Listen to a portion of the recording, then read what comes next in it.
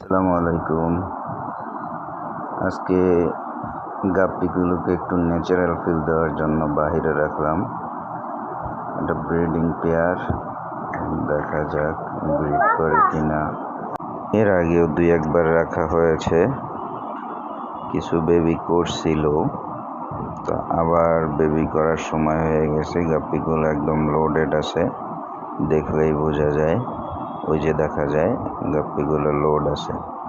তো এখন বাইরে রাখলাম,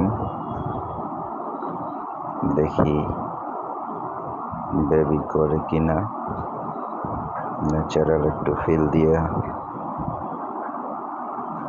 এর আগের বেবিগুলো এটার ভিতরে আছে, ওই যে দেখা যাচ্ছে এটার ভিতরে 8-10টা বেবি হবে, এর ভিতরেই আছে।